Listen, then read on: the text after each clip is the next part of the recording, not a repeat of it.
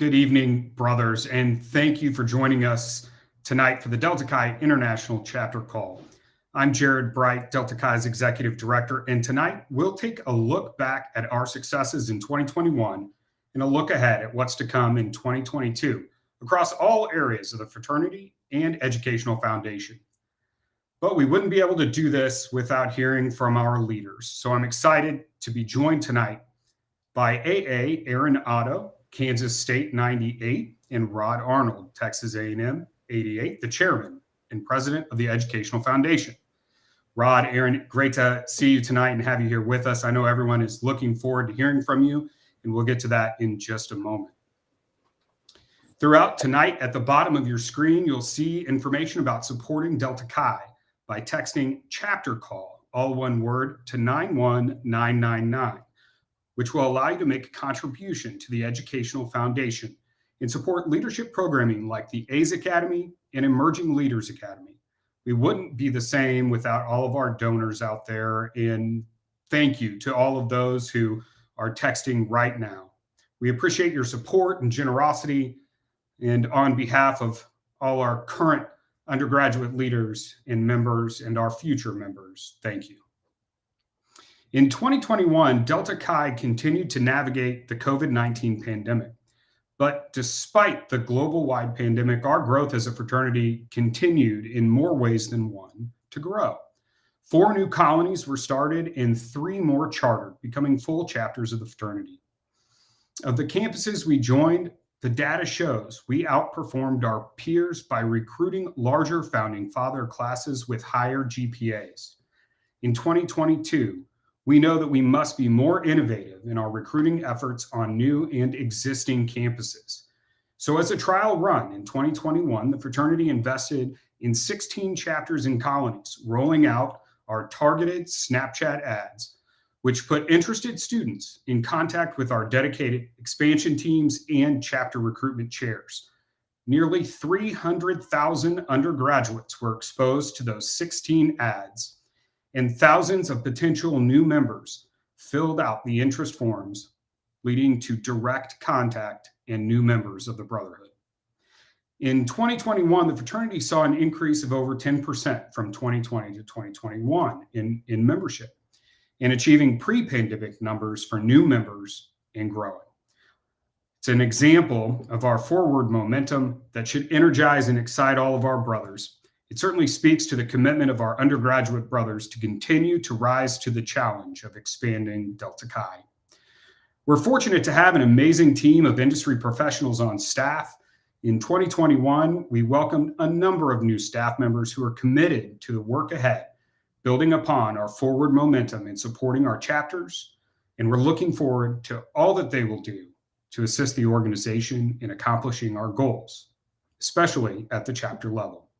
They continue to provide mentoring and support to 100% of our chapters and colonies for the entire academic year through a robust coaching portfolio. Thanks to their part in Delta Chi's efforts, we've made operational gains for the 3rd year in a row. Further increasing our success in 2021, we restarted the Delta Chi Digest. Sent once per month, this targeted communication includes relevant information for our officers, advisors, and stakeholders to reduce the stress of deadlines, due dates, and programs, something that I hope helps start the conversation between advisors and undergraduate leaders so that they can achieve more. An important component of Delta Chi's support for our chapters and colonies is educational programming. In 2021, we successfully hosted both A's Academy and our Emerging Leaders Academy virtually. Both programs were held, and in 2021, we had the most A's in attendance at the A's Academy since 2017. Our relationship-based prevention education has continued to evolve over the past 5 years and has led to a 91% decrease in chapters on corrective action. Today, 95% of our chapters and colonies are in good standing with the fraternity. That tells me that the bond of our fraternity remains strong, and we are focused now more than ever on providing a safe social leadership experience. This summer, from July 27th to the 31st, our convention will take place in St. Louis. I hope you take advantage of the opportunity to build the bond in person once again, and I look forward to seeing all of our membership there and our dedicated alumni. Out of anything I say tonight, I hope you hear this. To our alumni, thank you. We continue the work of the fraternity with your help.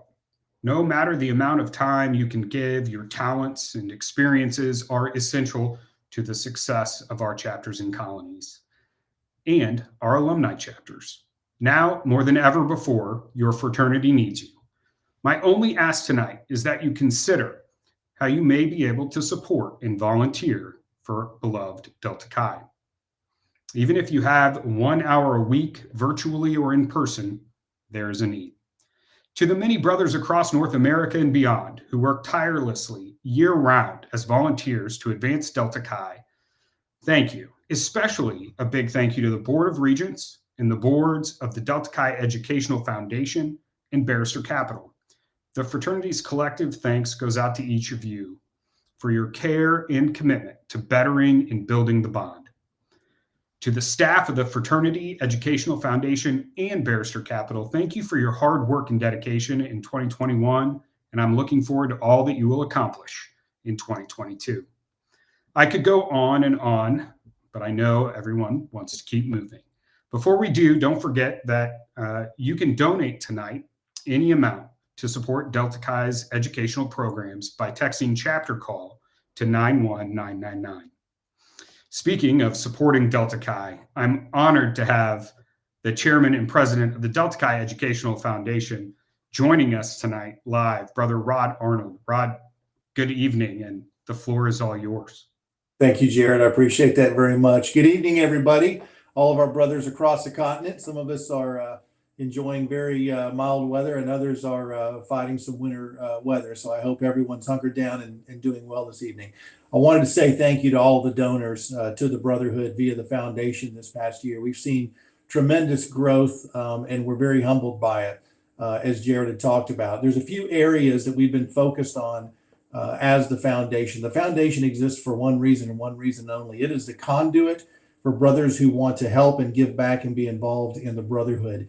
Once you pass through those doors of graduation and go out in the professional world, we found over time that an easy 90% of our brothers mentally close the book on their college years and have fond memories and a handful of very good friends, and they go off on their professional endeavors. We have endeavored and strived to open those doors and allow those brothers a welcome mat to come back into the Brotherhood. A lot of people move across the country. They are not down the street from their chapters anymore, but they want to be involved on a mild level, and they're interested, but they don't always know offhand how they can help. There's a myriad of areas via the foundation that you can help the Brotherhood. Some of the areas that people are most familiar with are scholarships. We gave away over $48,000 last year, 170 scholarship award winners that directly benefited every chapter and more than 4,000 members. Fundraising. For the fourth consecutive year, we had unprecedented growth in unrestricted giving. In fact, it was the first time in 20 years that we had 4 consecutive years of unrestricted giving. It was a 38% increase year over year, and we raised over $400,000 for the first time ever. Now, keep in mind, this is coming out of, hopefully coming out of the pandemic years. So we appreciate the brothers who rose to the occasion to help the Brotherhood in those areas. Other than scholarships, a lot of chapters have educational chapter housing initiatives to help in saving for elements of housing for their chapters. We also have a Heritage Society for people that want to give via planned giving. And of course, the unrestricted giving and leadership training accounts that we have to help support some of the leadership training that the fraternity does, the A's Academy, the Emergency Leaders Academy. There's a myriad of buckets that you can feel moved towards to support that are very, very good. One of the things we're focused on as well is expanding the donor base. Donor transactions were up 11% increase. We had over 2,000 unique donor transactions in the last year. One thing that I was very proud of and very happy with, I've got some statistics on the Founders Day of Giving. On October 13th, the Founders Day of Giving, the total raised was $204,000. a little over 204,000. That was 135% year-over-year growth from our donors. Much, much appreciated. 330 unique donors. Again, going back to growing our donor base and allowing alumni to be re-involved in the fraternity, even if they're not close to their chapter currently. The neat thing about Founders Day of Giving, over 100 chapters participated. In our top 10 fundraising chapters, 3 of them were chapters that are currently on hiatus. So we've got alumni that want to be involved. They want to raise money for the fraternity, and this is the way that you do it. So it's much appreciated about that. The alumni engagement that we have, a couple of different areas that we're focused on. Again, rolling out the welcome mat. We're very focused on having an alumni reunion of sorts at our annual meetings. So alumni are allowed to come to our annual meetings. We have them in what I would call adult enjoyable places where it's worthwhile for them to come out, visit with us for the weekend, enjoy the camaraderie and the brotherhood, and also get a very good bird's eye of what's going on with the brotherhood via the foundation. So thank you to all of you who attend those meetings and come out to join us. Our annual Trustee Society experience for people that donate over $1,000 a year unrestricted to the foundation. You are a member of the Trustee Society. So during these annual meetings that we have, actually every 6 months, we have a Trustee Society experience where we honor those Trustee Society members with a special social outing. So again, all of that towards donor engagement, allowing people to be involved in the brotherhood, even if they're not close to their own chapter, and expanding our donor base as rapidly as possible. We've got big goals ahead of us in supporting the brotherhood. We're working on building the foundation, much as you would think of a university foundation or coming from the healthcare field, large hospital foundations. For every dollar that we raise tax deductible for our alumni and we are able to help out the brotherhood, those are dollars that stay in the coffers to be used for general operations of the fraternity. So every element that you can help as an alumni helps out the brotherhood. They can conserve the resources and use them for day-to-day operations and chapter operations as they come up. So every dollar that you give is much needed and much appreciated. So those are the areas we're really focused on. And I know we've got some questions and things coming up. Rod, thank you so much. Great information and great things happening with the Educational Foundation. Thank you. Joining us now from the great state of Kansas is Aaron Otto, the Delta Chi International President, our AA. Aaron, take it away. Well, thank you very much, Jerod. And I just want to echo a couple comments from both Rod and Jerod and say that, Delta Chi is working on rebounding from our COVID time. And I think we're at a period of time where we can reconstitute our brotherhood, building back better to our pre-pandemic levels. Currently, we have 111 chapters and colonies. There are 34 alumni chapters. One important statistic you should know and be very proud of is we lost no chapters in the fall of 2021, which is a first in about a decade. And I'm happy to note we also did not lose a single chapter to close its doors as a result of COVID-19. That is a true example of the resilience and dedication of our members, both undergraduates and their alumni advisors and the fraternity in general. Our current 7 colonies are at sites that are both new expansions and places where we're returning to former chapter sites. We're going back to Temple for the first time, back to Texas, Quinnipiac, CU Boulder, High Point, Creighton, and the University of Alaska in Anchorage. In the spring of 22, we're excited to be returning to Arizona, starting a new group at Southern Arkansas and Villanova for the first time. And looking downstream into the future this year, all things willing, we'll be coming out in the fall of 2022 with at least 2 restarts, and that's at Illinois State and Washington. This year, we were able to charter this last year at San Diego State, Texas A&M San Antonio, and West Virginia University. We'll also be hosting chartering events that were put on hold due to COVID this semester at Denver, Omaha, and Colorado State. So kind of looking back at the last year, there's a few statistics that I'm very proud of and I want to reflect on that relate to our beloved fraternity. The first is Jerod talked about a little bit, but it's the success of our colonies. Delta Chi's colonies on average have a chapter size or a colony size of 37 founding fathers. And when you compare that to the peers of their own campuses where other colonies have started or new groups have started, their average founding father class is 31. Additionally, the average GPA of a Delta Chi colony is 3.33 compared to other new colonies on those campuses at 3.11. Those numbers, tell you they're massively supported by the now award-winning by outside group AM program that's been revitalized in the last year. There's a 4, 6, and 8-week program available online that was created by the fraternity and has been beta tested out. This program works to align the values of our organization with university standards, and really is one of the primary drivers to help AM recruitment and really retention through the process and the transition to an active member. Another area is growth. You heard Jerod talk about a little bit, but here's some of the numbers. In 2021, we are now sharing our brotherhood with over 4,900 undergraduate members in North America. We saw our average chapter size increase to around 43 members.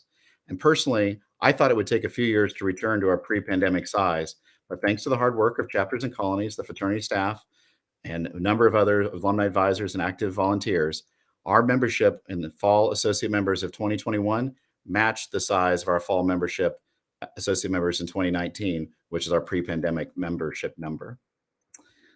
Another item that I'd like to comment on from last year is awards. We had a record-setting number of applications that were received in the last year, and they highlighted the many ways our chapters and colonies found ways to adapt and thrive even during a global pandemic. Some of these award-winning chapters for 2021 or 2020-2021 school year that won President's Cups in the red division were Kansas, Georgia Tech, Virginia Tech, and Kansas State. And in the buff division, it was Huntsville, Truman State, Texas A&M San Antonio, and Tri-State. Now, the awards packet for this school year, 21-22, will be published soon, and it won't look much different than last year. The one thing I do know for sure with the awards packet is you cannot win if you don't apply. So don't forget by the end of the semester to turn that in so we can recognize your impressive accomplishments that you all have achieved in the last school year when we gather together for convention in St. Louis. Other major anniversaries that are coming up and milestones to celebrate are some of the age of some of our chapters that have really racked up some years. If we look back at 2020-21, we saw the 100th anniversary since we first went on the Madison campus in Wisconsin, 50th anniversary of Central Missouri, 30th at Georgia Tech, 25th at Westchester, 10th at Hamilton, Wilmington, and USP. And this year, we have a number of other major milestones coming up for our organizations. It'll be the 50th anniversary of Georgia Southern, the 50th anniversary of Johnstown, the 50th anniversary of Embry-Riddle, the 25th anniversary of Alberta, the 25th anniversary of Radford, and the 10th anniversary for Case Western in Ohio. Sadly, we did lose a few chapters in the spring of 2021. Fullerton was shut down by their campus, and Troy was shut down following some risk management violations.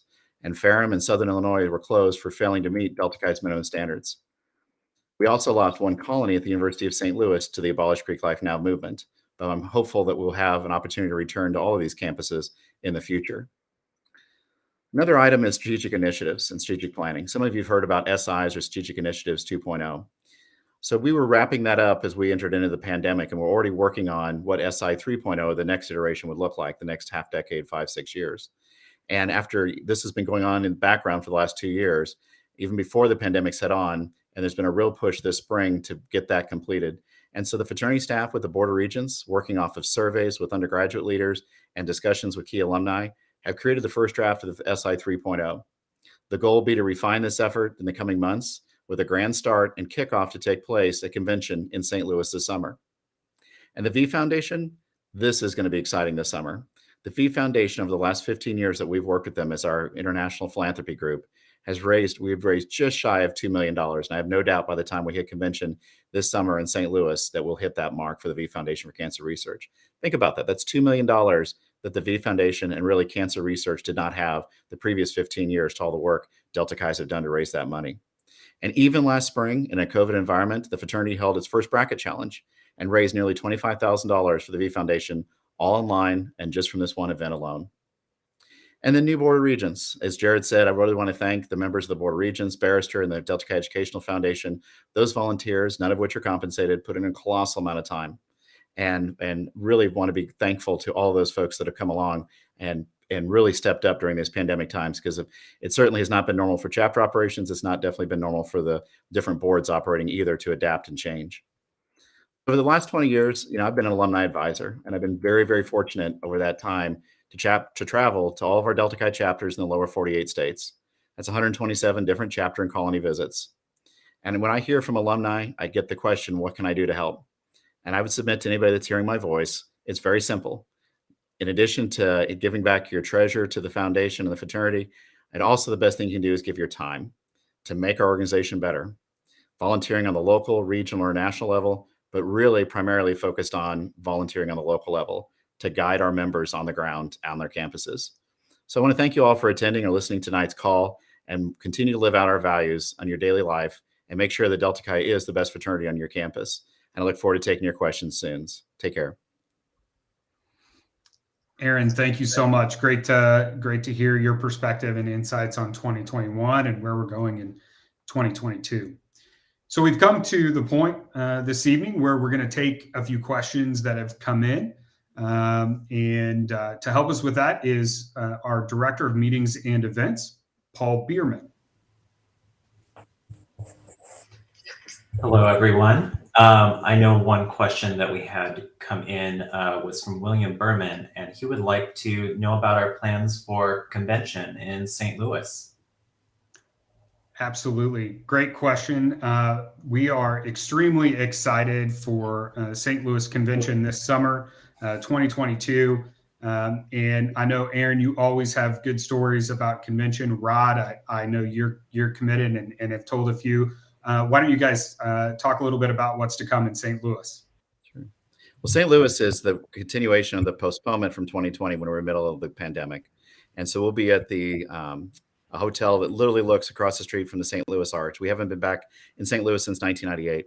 But convention's a really special time, especially when hopefully we're all able to be together in as safe an environment as possible. Convention's the time where we can talk about the ritual. We can make any tweaks to it that need to be clarified. We can elect officers.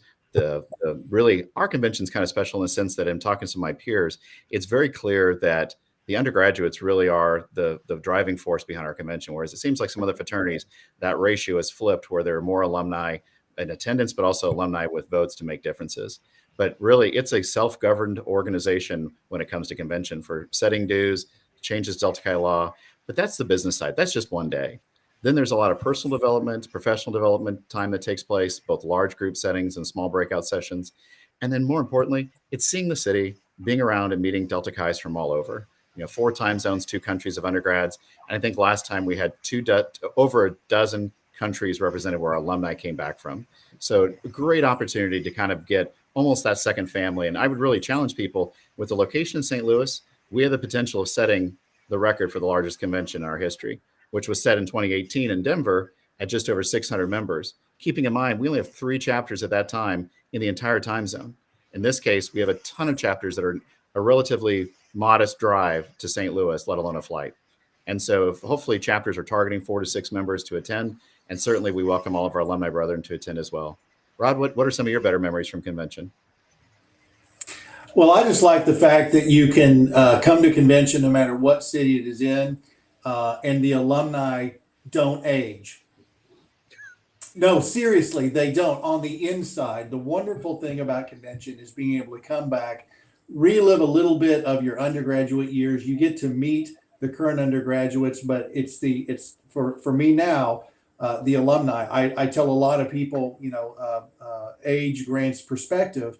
One of the worst and best things that ever happened to me was that my chapter went on hiatus, because now my chapter brothers are continent wide. I have the closest relationships with people at all different chapters, you gain different perspectives.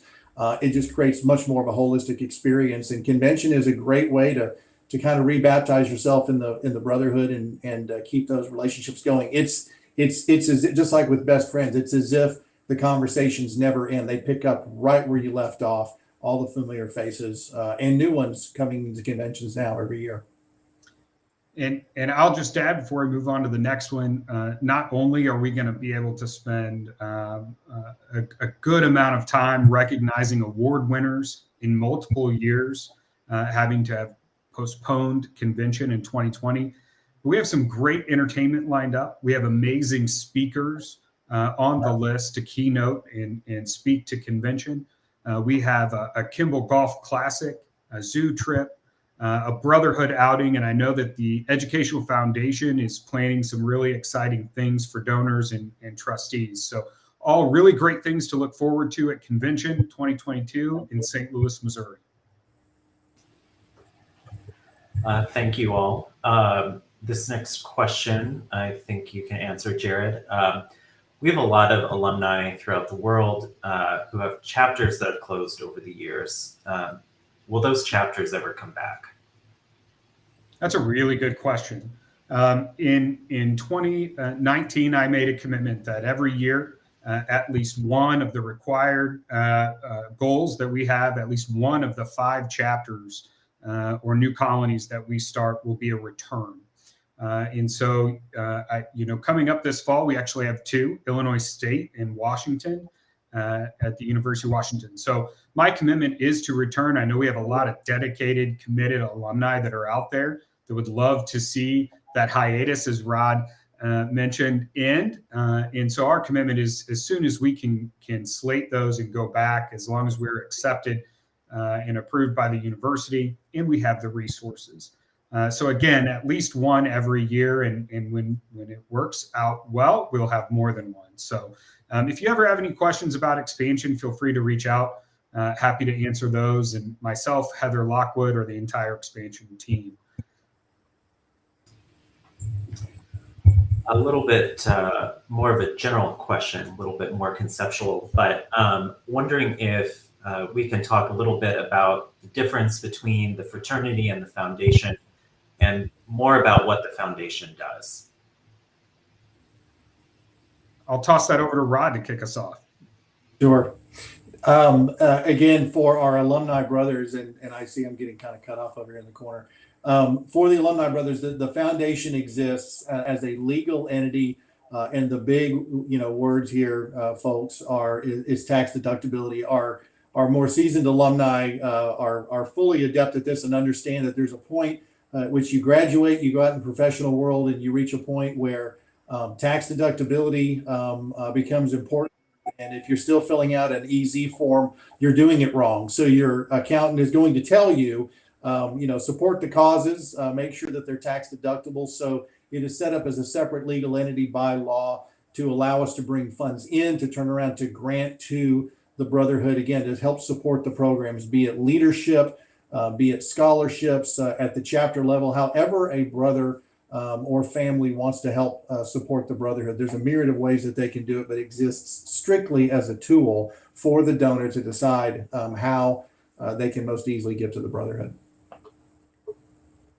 Aaron, anything to add? No, I think that was a good explanation in that sense. And there's a good partnership between the 2 organizations. And I appreciate everything, again, that the Educational Foundation, all volunteers on their board like Rod, that takes the time day in, day out, raising money, and I'll call it beating up buddies for bucks, for taking care of the chapters and the fraternity's needs. Awesome. So our next question, what can alumni do if they don't know if they have an alumni chapter close to them? If they do have an alumni chapter around, who do they reach out to, who to contact, and what if they want to start one?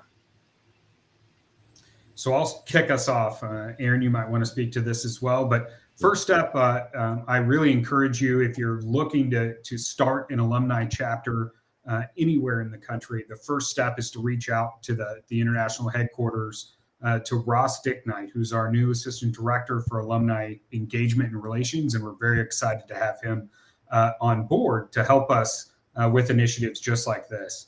It will help with identifying who lives around you within 30, 60, 90 miles, and then help to cultivate some participation.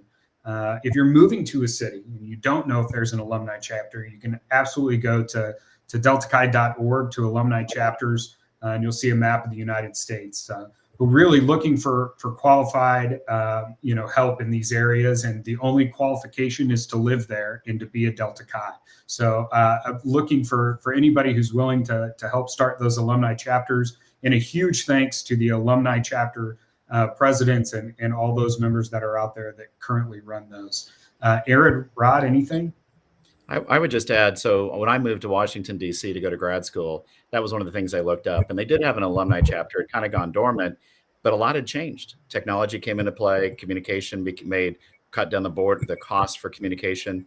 And we started the group back up that's still operating well today. that tries to, again, excuse to bring brothers together from a cross section beyond the chapter, but more by geographic means, a networking, a resource to spin off alumni advisors. I know that's happened down at the Atlanta area group, where they've helped revitalize a group that was really lacking some alumni support, and some folks in that area decided, let's make this a project and go help. There's just so much benefit that come from it. And I think Jason Sis said it in the comments. My dream is that we have 34 alumni chapters. That's awesome. And I would love to see us like in the top 50 metropolitan areas, where so many people, when they graduate college, go to one of those larger cities for maybe their first job. Would love to continue the Delta Chi experience and continue that brotherhood, that camaraderie, and that networking. This is exactly the way to do it. And so there's a great resources at headquarters for it. There are other folks that have got different configurations that work in their communities. There's lots of resources to help somebody if there isn't already one in place. If there is one in place, I can't imagine anywhere they would turn down the offer of help in organizing a social, helping to communicate, what have you, with an existing group. So very low cost of entry, but still has such unbelievable rate of return on their activities. Absolutely. And I'm really looking forward to the next few years in our strategic planning of how the undergraduates and alumni, especially alumni chapters, connect and help each other increase the value of membership in Delta Chi. So if you ever wanted to join an alumni chapter or start one, now's the time. For our next question, they'd like to know, what is the fraternity doing to prepare for the projected drop in college enrollment that we're looking at coming up in 2025? Absolutely. So for the past 2 years, the fraternity staff and volunteers, industry professionals have all been working and communicating at plans. I know within Delta Chi, we've already been exploring alternative growth opportunities. And so it's something new to hear in Delta Chi is alternative growth. And so I am really looking forward to rolling out some of those plans. And I have to thank the Board of Regents for, supporting those efforts as we've tested those this past year in very small test cases. But, we're really looking at how we expand the brotherhood to more members. That is outside of a normal expansion, as most of us know it. Southern Arkansas University started last semester with 15 founding fathers as an organic interest group. And thanks to the Louisiana Tech chapter, Grant Heron, the alumni down there, they've all been working together. The fraternity hasn't spent $1 on establishing a group at Southern Arkansas, and these guys are awesome, and they are go-getters, and they are ready to start a colony and do great things. So it's really thinking outside the box of how we can maximize the resources that we have, and thinking about new things. I know the future holds answering questions like, what about technical schools? What about community colleges, right? And where is the intersection between those and our current chapters? So these are all questions that I think, we've spent the last 2 years trying to really drill down. And you'll definitely be hearing more about that at convention in 2022.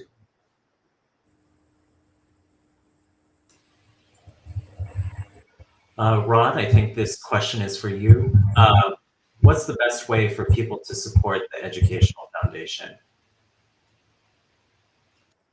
Well, again, it begins and ends, with the donors and what they're trying to accomplish. There's a myriad of buckets that we've worked to expand over the years in regard to how brothers can give to the brotherhood. There are scholarship accounts. There is unrestricted giving to help with the general operations of the foundation.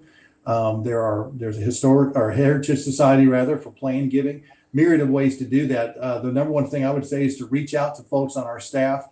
And talk about what moves your heart. If you're looking at trying to do things for the brotherhood in general or for your chapter, there's a myriad of ways to do that. And we've expanded those lanes of giving over the last number of years.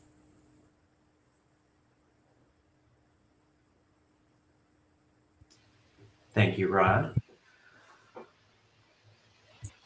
So I think do have a couple more questions. Let me pull them up here. I do see one question out there about the Abolish Greek Life movement. And here's what I'll say. Delta Chi believes in our values. We know that our undergraduates have a better experience with Delta Chi in their lives. We know that post-graduation, Delta Chi's experience Delta Chi for life. And the same traits and leadership development skills that they learned as an undergraduate, they carry through with them into their professional life. You know, I just got done reading 756 stories in the Oral History Project. Nearly all 756 stories were from individuals who directly attributed their successes in life, not all of their successes, but successes in life, to the skills that they learned as an undergraduate in Delta Chi. And that is stemming from 60 years ago till today. So we know the impact and the value that Delta Chi can place on the lives of our undergraduates. We really have to focus moving forward on increasing that value, focusing on leadership, and really honing in on how we provide career readiness opportunities to our undergraduate brothers. And we do that through using our alumni, and I'm excited for that in our future. We believe in fraternity. We know the impact it can have. Everyone on this call and everyone that is texting and watching, Delta Chi impacted them. And our job is to continue to allow Delta Chi to impact young men for years to come. And I might add real quick, because Jerod's so modest, the College Creek Life movement targeted a number of campuses where we have organizations. I mean, almost 2 dozen. And the fact that we lost 2 chapters back in 2020, which was Northwest and American University, and then had one relatively new colony that was just getting off the grounds that really had a lot of hemorrhaging on their campus, not just Delta Chi, I think it's pretty remarkable, because staff worked with them to continue to see that in many ways, if we live out our values, it shows the relevancy, even in today's day and age, of what a fraternity experience can offer. We need to be open to, just like our values are, to our membership, and realizing the diverse and changing world that we live in. But at the same time, many of these organizations, we kept our Delta Chi chapters because by just recounting, living, and hopefully exhibiting our values so strongly, you don't have to say what they are because people can tell by your actions. We were able to have, like I said, almost 18, 20 groups that were in campuses that were heavily targeted by that effort, not be successful in at least taking down our organization. And groups feeling like they are making a difference, they are having a positive impact. You know, when fraternity's done right, we are a positive impact for change in both an individual or even a campus's life. And that's really what's been a staying power for our groups, and not seeing tons and tons of groups close down because of that effort. It's still there though. And that's the thing we have to remember. And when we don't live out our values, we create new opportunities and examples for people to hold us accountable. Absolutely. Thank you. Paul, are there any other questions? I think that's all we have right now. If there are any additional ones that we see as we finish up here, staff will follow up. Yeah, thank you to everyone who's posting questions. We could go all night, but I won't force you to do that. This portion, the question and answer in tonight's call, unfortunately has come to an end, and we want to thank all of you for joining us for this international chapter call. And don't forget the international headquarters, all of our volunteers, the Educational Foundation and volunteers. We thank you all, from staff to board members and supporters, for your generosity, your time, your talents. And to everyone out there, we are always here to help. If you have any questions or need any assistance, feel free to reach us through deltachi.org or give us a call here at the international headquarters.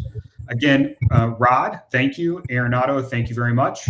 To everyone out there, please stay safe and healthy, and thanks for joining us.